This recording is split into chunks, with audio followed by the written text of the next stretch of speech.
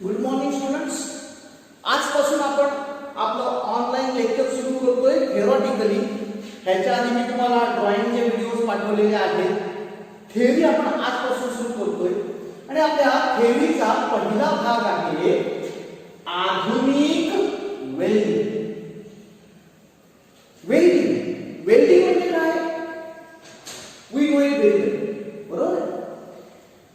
दोन समान किंवा भिन्न धातू एकत्र कायमस्वरूपी जोड करण्याच्या पद्धतीला आपण वेल्डिंग म्हणतो. ही वेल्डिंगची सामान्य व्याख्या झाली. ऍक्च्युअल व्याख्या जर करायची झाली तर त्याची व्याख्या अशी होते: दाब देऊन अथवा न देता, उष्णता देऊन अथवा न देता, दोन समान अथवा असमान धातू तिसऱ्या धातूच्या सहाय्याने कायमस्वरूपी एकत्र जोडण्याच्या प्रक्रियेला वेल्डिंग म्हणतात. आता ह्याच्यात जर तुम्ही डीप मध्ये घुसत गेलात तर तुम्हाला ह्या प्रत्येक शब्दाचा अर्थ आणि तो कुठल्या प्रोसेस मध्ये वापरतात त्याप्रमाणे वेल्डिंगची व्याख्या फ्लोरिश होत गेलेली तुम्हाला दिसेल, अधिक बहरलेली तुम्हाला दिसेल. नुसतेच दोन धातू जोडायला नाही, तुम्हाला वेल्डिंगच केलं पाहिजे असं नाही. तुम्ही फोर्जिंग करू शकता. लोखंड तापवायचं, त्याच्यावरती घाणाने घाव घालायचे, जोड तयार होतो. ड्रिल पाडायचे, तिकडनं त्याला नट अँड बोल्ट लावायचे, जोड तयार होतो. तसंच तुम्ही रिवेट करू शकता, जोड तयार करून घाला. म्हणजे नुसतं जोड तयार करणे एवढंच वेल्डिंगचं अपेक्षित गोष्ट नाही. आपण आजपर्यंत जे वेल्डिंग बघत आलो त्या वेल्डिंग मध्ये सामान्यपणे तुम्ही बघितलं असेल, रस्त्यावरती काम करणारे डोळ्याला काळा गॉगल लावलेला असतो, हातामध्ये असं काहीतरी त्यांनी पकडलेलं असतं, त्याच्या पुढे काडी जोडलेली असते, त्याला रॉड असं तुम्ही म्हणता. ऍक्च्युली त्याचं नाव इलेक्ट्रोड. आणि नंतर मग अशा फुलबऱ्या पडतात, खिडक्या पडतात. आपण बघितलं हा एक प्रकार. त्याला आपण काय म्हणतो? Arc welding. काय म्हणतो? आर्क वेल्डिंग असं. दुसरा प्रकार गॅस वेल्डिंग. त्याच्यामध्ये दोन सिलेंडर असतात, एक मरून कलरचा असतो, एक काळ्या कलरचा असतो. मरून कलरचा सिलेंडर असतो तो असतो ऍसिटिलीनचा सिलेंडर. काळ्या रंगाचा सिलेंडर असतो तो असतो ऑक्सिजनचा सिलेंडर. आणि ते दोन्ही गॅस एकत्र करून एका टॉर्च मधून पुढे आणले जातात आणि लायटरने ते पेटवले जातात आणि त्यापासून उष्णता घेऊन आपण वेल्डिंग करतो. त्याला गॅस वेल्डिंग म्हणतात आणि त्याचं अगदी योग्य नाव आहे oxy acetylene gas welding. Oxygen आणि ऍसिटिलीन यांचा तो वापर असतो. ऍसिटिलीन वायूचा जो सिलेंडर असतो त्याचा मरून कलर असतो, विटकरी लाल रंग असतो आणि ऑक्सिजन सिलेंडर काळा. ठीक आहे. आता त्याच्यानंतर आपण वळणार आहोत आधुनिक वेल्डिंग, ऍडव्हान्स वेल्डिंग. ह्याच्यामध्ये कोणाचा समावेश होतो? Inert gas arc welding. Inert gas arc welding. ज्या आर्क वेल्डिंग मध्ये इनर्ट गॅसचा समावेश केलेला आहे त्याला इनर्ट गॅस आर्क वेल्डिंग म्हणतात. इनर्ट गॅस म्हणजे मराठीत राजवायू. कुठले आहेत रे? हेलियम, निऑन, ऑर्गॉन, हे सगळे राजवायू. त्यापैकी आपण इनर्ट गॅस आर्क वेल्डिंग मध्ये प्रामुख्याने ऑर्गॉन वापरतो, हेलियम वापरतो. जोडीला कधी ऑर्गॉन, हेलियम, हायड्रोजन एकत्र करून वापरतो. आणि इवन जरी आपला कार्बन डायऑक्साइड हा राजवायू नसला, इनर्ट गॅस नसला, तरी तो CIG सिग वेल्डिंग मध्ये उपयोग केला जातो. या वेल्डिंगलाच आपण शिल्डेड गॅस वेल्डिंग असं म्हणतो. आता शिल्डेड गॅस म्हणजे काय? तर ज्या वेळेला आपला वेल्डिंगचा जोड तयार होत असतो त्यावेळी फ्लक्सचं काम काय असतं? फ्लक्सचं काम असतं आपल्या रोजच्या वेल्डिंगचं बोलतोय मी, आर्क वेल्डिंगचं बोलतोय, गॅस वेल्डिंगचं बोलतोय.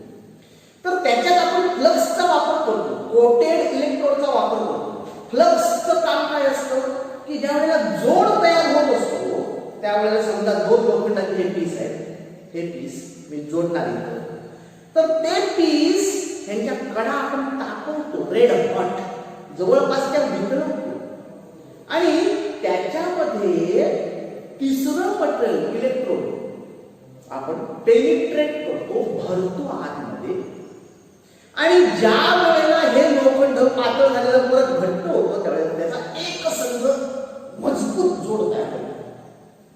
आता ज्या वेळेला हे लोखंड पातळ झालं त्यावेळेला बाहेरचे वायू जसं काही टॉक्सिक मटेरियल्स आहे किंवा ऑक्सिजन आहे हा त्याच्यात मिसळला तर तुमचा जोड काय होणार, ब्रिटल होणार, कमजोर होणार, ठिसूळ होणार, त्यात पोरॅसिटी निर्माण होणार. होल पण ते पडू नये म्हणून त्याच्यावरती एक आपण आवरण चढवतो फ्लक्स. हे एक प्रकारचं काय झालं, शिल्डिंग झालं. शिल्डिंग जशी दुधावरती साय येते आणि साईच्या खालचं दूध वेगळं पण सुरक्षित राहतं, तसं ह्या तुमच्या वेल्डिंग वरती फ्लक्सचा थर चढतो आणि त्यामुळे बाहेरची हवा तुमच्या वेल्ड मध्ये मिसळत नाही. हे झालं शिल्डिंग. आता या शिल्डिंग साठी जेव्हा आपण इनर्ट गॅसचा वापर करतो त्यावेळी होणारं वेल्डिंग म्हणजेच शिल्डेड गॅस वेल्डिंग म्हणजेच इनर्ट गॅस आर्क वेल्डिंग. ह्याच्यामध्ये तीन प्रकार पडतात, TIG, MIG, SIG. TIG tungsten inert gas, MIG metal inert gas आणि SIG carbon dioxide working as inert gas. ठीक आहे, हा झाला आधुनिक वेल्डिंगचा एक. दुसरा सबमर्ज्ड आर्क वेल्डिंग. आता फक्त नाव बघूया, प्रत्येक एक्सप्लेन नको बघूया नाहीतर वेळ नाही पडणार. सबमर्ज्ड आर्क वेल्डिंग, परमाणु hydrogen welding, electron beam welding, plasma arc welding, laser beam welding, resistance welding, आता इथे मुंबईत नाही, इलेक्ट्रोस्लॅग वेल्डिंग, अल्ट्रासोनिक वेल्डिंग. हे सगळे वेल्डिंगचे आधुनिक प्रकार आहेत. थर्मिक वेल्डिंग वगैरे आपण रेल्वेचे जोड जोडायला थर्मिक वेल्डिंग वापरतो, कपाटाचे जोड करायला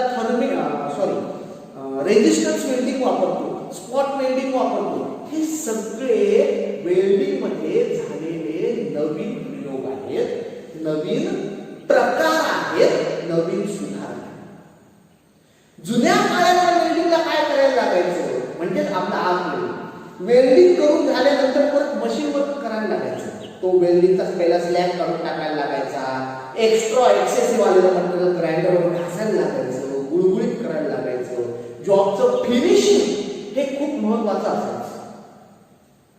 आता जी वेल्डिंग पद्धती आली त्याच्यात हे मशीन वर्क काय झालेलं आहे, टोटली रिड्यूस झालेलं आहे.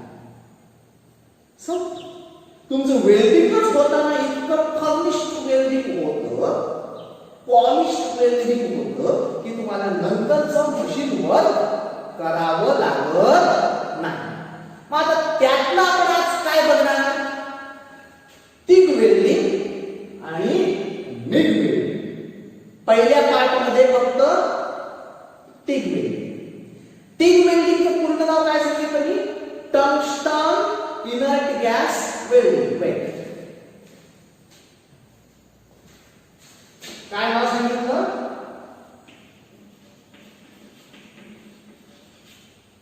टंगस्टन. आय म्हणजे इनर्ट आणि जी म्हणजे gas welding.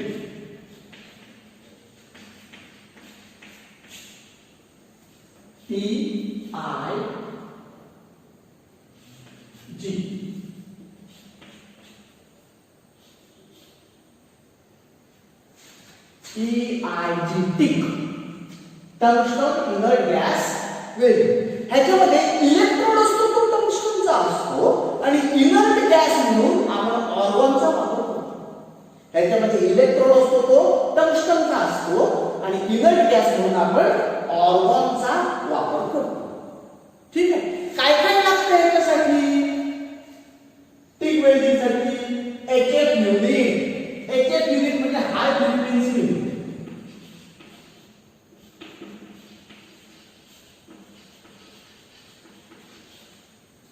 HF unit high frequency unit. High frequency युनिटची ह्याच्यासाठी का आवश्यकता असते?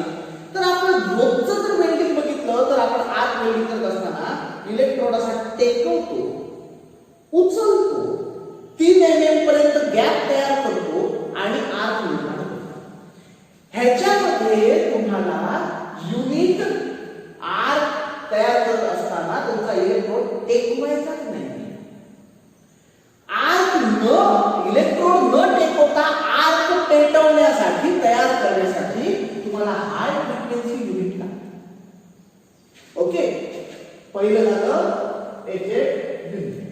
दुसरं डीसी सप्रेसर.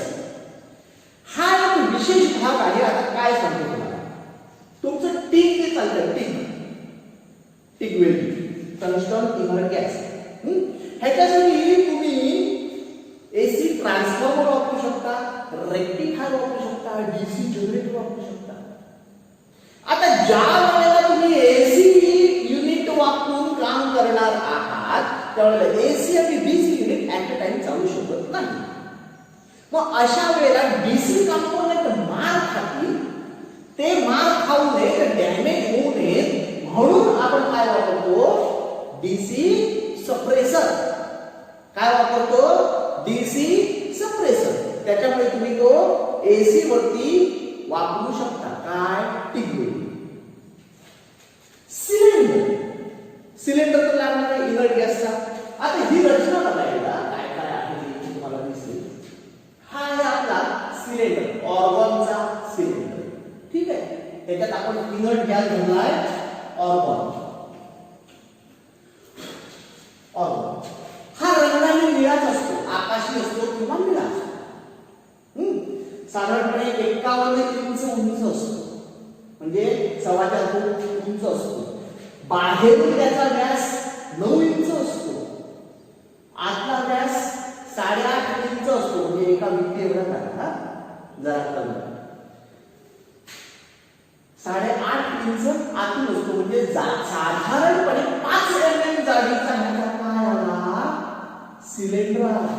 सिलेंडरची वॉल 5 mm जाडीची आहे. या सिलेंडर मध्ये very high pressurized argon gas दाबून दाबून दाबून दाबून भरलेला असतो.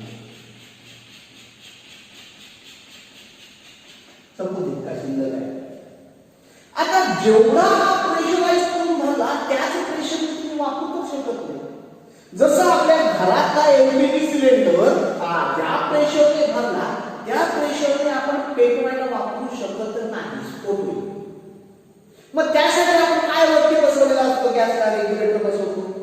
रेग्युलेटरचा नॉब फिरवला की काय होतं? त्या नळीतनं कमी प्रेशरचा गॅस रिलीज होतो आणि मग तुम्ही तो गॅस मध्ये लायटरने पेटवता, वरती चहा करून पिता. सेम केस हा हाय प्रेशराइज्ड गॅस तुम्ही वेल्डिंग साठी वापरू शकत नाही. मग त्याच्यासाठी काय वापरायला पाहिजे आपल्याला? Pressure regulator. हा आहे प्रेशर रेग्युलेटर. काय आहे? Pressure regulator. प्रेशर रेग्युलेट करतो, प्रेशर नियंत्रित करतो. वरच्या भागातलं प्रेशर कमी केल्यामुळे हा गॅस ऍक्टिव्ह होऊ शकतो. Pressure regulator. प्रेशर रेग्युलेटरच्या पुढे जोडलेला असतो फ्लो मीटर. काय जोडलेला असतो?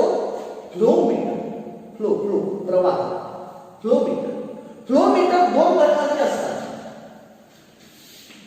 बॉल टाइप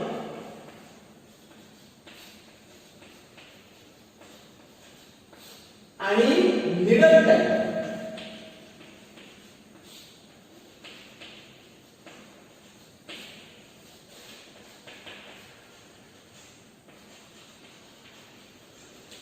फ्लो मीटर 2 प्रकारचे असतात.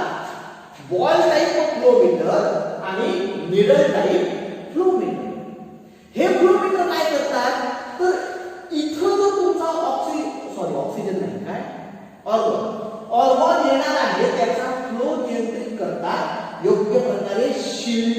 व्हायला पाहिजे इथेपर्यंत आपण पोहोचायचो. पण लक्षात घ्या फ्लो मीटर येत असतो. आता सिलेंडर, रेग्युलेटर, फ्लो मीटर हा आहे इलेक्ट्रोड होल्डर.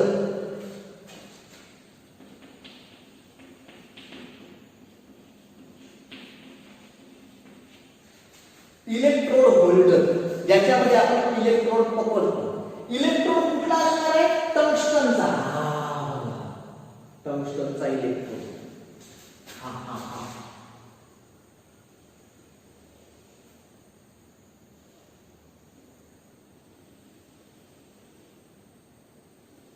हा आहे इलेक्ट्रोड. आणि त्याच्या बाहेर हे आहे insulating cover.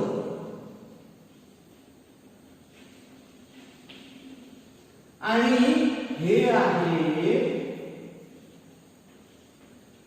Gas shield. Gas shield इथं शील्ड झाला हा गॅस फ्लो. आणि हे आहे shielding.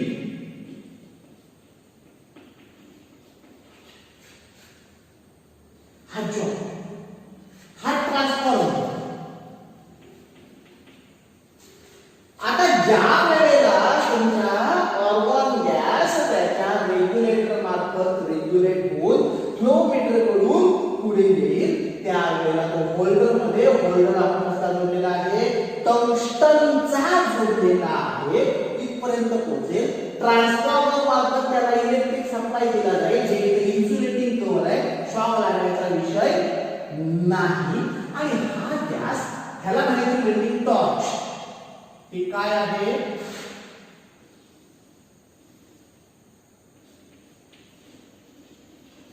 Welding torch. Welding torch मध्ये तुम्ही काय पकडलेलं आहे? इलेक्ट्रोड पकडलेलं आहे. इथं तुमचा गॅस फ्लो करून आणला जातो आणि ह्या टीप मधून हे टीप इथं कधीही टेकत नाही, लक्षात ठेवा. इकडून तिकडून संपूर्ण ऑर्गॉन गॅसचं शिल्डिंग केलं जातं, कव्हर केलं जातं, ढाल केलं जातं. त्याच्यामुळे काय होतं की बाहेरून येणारा जो काही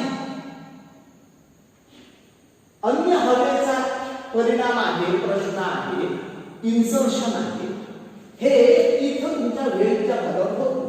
का? तर पुढे इनर्ट गॅस आहे आणि तो इनर्ट गॅस असल्यामुळे हा गॅस तुमच्या कुठल्याच रासायनिक अभिक्रियेत भाग घेत नाही. त्याचं काम काय? बाहेरची हवा अडवणे, ती मिसळली नाही, काम संपलं. येते लक्षात? आणि त्यामुळे या प्रकारच्या वेल्डिंगला ऑक्सिडेशन होत नाही. ऑक्सिजनचे दुष्परिणाम, नायट्रोजनचे दुष्परिणाम ह्याच्यात दिसतात. पोरेसिटी येत नाही. कळतंय? फिनिश्ड वर्क नाही. येते लक्षात?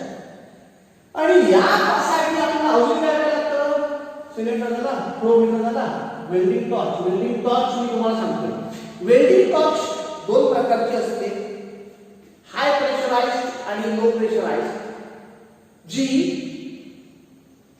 तुमची लो प्रेशरची असते ती 200 एम्पियर पर्यंत करून देते. लो प्रेशरची. हा,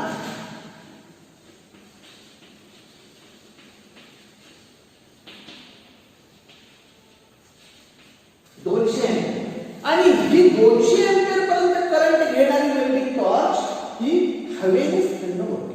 त्याच्यासाठी वेगळ्या कूलिंगची गरज नाही. जर तुमचं 200 एम्पियर पेक्षा जास्तचं वर्क असेल, हाय,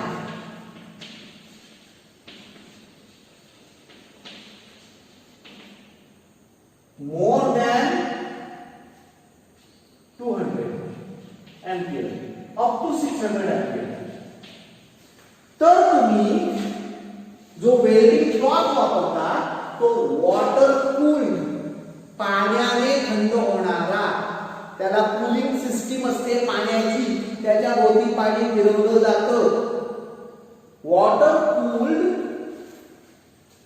वेल्डिंग टॉर्च वापरत असतात. त्याच्या व्यतिरिक्त काय लागतं? होस पाईप लागतात, वायू घेऊन जायला लागणारे पाईप, आणि केबल्स लागतात. हे बघा, केबल्स आणि जे काय आपले जनरल वेल्डिंग टूल्स आहेत. टिक वेल्डिंगची प्रोसेस लक्षात आली. टिक का म्हणायचं, इनर्ट गॅस वापरतात आणि टंगस्टनचा इलेक्ट्रोड वापरतात. हा जो इलेक्ट्रोड आहे, इलेक्ट्रोड सुद्धा जर तुमचा असा टिप वाला असेल तर तो एसी सप्लाय वरती काम करतो, आणि जर त्याचा टिप नसेल तो खाली छानपैकी असा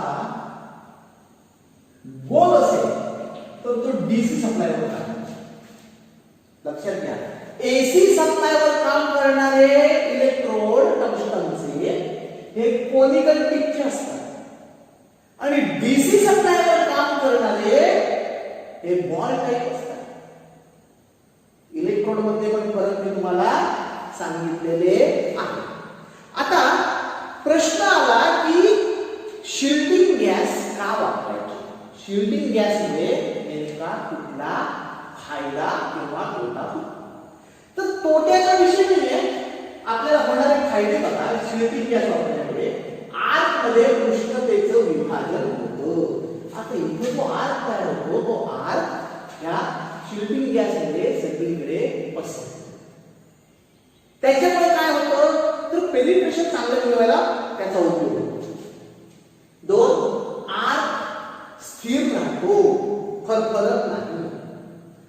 आर्कला योग्य आकार, आपल्या गरजेप्रमाणे आर्क कधी असा अगदी घुसणारा करावा लागतो तयार. म्हणजे बघा आर्क कसे करतात, कधी असे आर्क करतात, कधी असा आर्क लागतो इसाऱ्यासारखा. तर तुमच्या गरजेप्रमाणे तुम्ही तुमचा आर्क निर्माण करू शकता. हा, उष्णतेचे विभाजन चांगलं झालं म्हणून पेनिट्रेशन चांगलं झालं. आणि वेल्डिंग बीड म्हणजे वेल्डिंगचा एक मणी स्पॉट, तर त्याला चांगले आकार येतात. वेडवाकडं असं कसं तरी कावळा हल्ल्यासारखं दिसत नाही. आणि वेल्डिंग मेटलचे यांत्रिकी गुणधर्म वाढवणे, वेल्डिंग मटेरियलचे गुणधर्म त्याच्यावरती नंतर तुम्हाला मेकॅनिकल प्रोसेस करणं हा जॉब आहे. हा जॉब त्या जॉबच्या बाबतीत बोलतो, त्याच्यावरती मशीनिंग करणं, त्याच्यावरती त्याचे यांत्रिकी गुणधर्म वापरून घेणं, वाढवून घेणं हे टिक वेल्डिंग मधून शक्य असतं. टिक वेल्डिंग करायला सोपं आहे. इनर्ट गॅस पारदर्शक असतो, त्यामुळे ऑपरेटरला तो नीट दिसतो. अगदी 5 mm पासून 12 mm पर्यंत, 0.5 mm पासून 12 mm पर्यंत तुम्ही हवं तेवढं काम करू शकता. जाडीचं अतिशय सुंदर वेल्डिंग होतं. वेल्डिंग वरती दोष निर्माण होत नाही. तोटा एकच आहे की हे सगळं महाग काय आहे, खूप खर्चिक आहे. आणि त्यासाठी तुम्हाला एक्स्ट्रा मटेरियल जोडायला लागतं. जसं फ्लो मीटर जोडायला लागतो, मिरर टाईप असेल, वॉल टाईप असेल, कूलिंग टॉर्च घ्यायला लागतो, त्याचं कूलिंग सिस्टीम घ्यायला लागते वगैरे. हे एक्स्ट्रा ॲक्सेसरीज वापरायला लागतात. आणि हे साहजिक आहे, जर तुम्हाला ऍडव्हान्स काहीतरी पाहिजे तर तुम्हाला ऍडव्हान्स काहीतरी घातलं पाहिजे. टिक वेल्डिंग लक्षात आलं. आपण आता बघूया मिग वेल्डिंग पार्ट 2 मध्ये.